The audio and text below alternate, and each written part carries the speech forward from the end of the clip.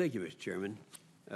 Mr. Wallace, in Oklahoma, we have two of the endangered species where there's activity going on right now that are very meaningful, not just for our developers and road people, our farmers. It's very important to them. One is the American burying beetle, and we understand that now that they are due to the resurgence of the beetle, that they're proposing a downlisting of the species from endangered to threatened. It's my understanding that's supposed to be sometime around June of this coming year, of this year. And then the second thing is on the prairie chicken. We've had Oklahoma, Texas, Kansas, Colorado, and New Mexico very active in promoting and helping Fish and Wildlife out on this issue. And I think that we're in the position now where a decision is going to be made as to whether or not to list the prairie chicken. I'd kind of like to have you respond to the question as to where are we now on the burying beetle. I think we're in good shape on that. But is there anything else that we can do during the decision that's going to be made on the prairie chicken? When I'm talking about 5 states trying to work cooperatively with you that might impact that decision.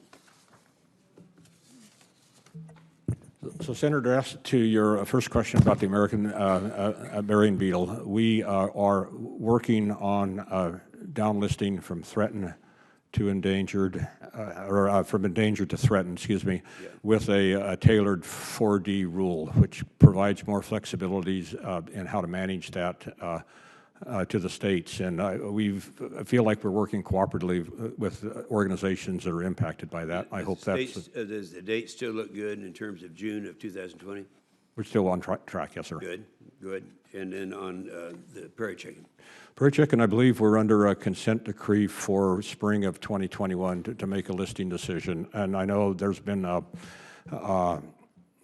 lot of work with the Western Association of Fish and Wildlife Managers to stand up some conservation areas that may go toward providing some assurance about the long-term health of the lesser prairie chicken. Then the other question was that is there anything that we can do, our stakeholders, the 5 states that are involved in this, that would be assistance in helping with this decision? Oh, thank you. I'm sorry, I misunderstood.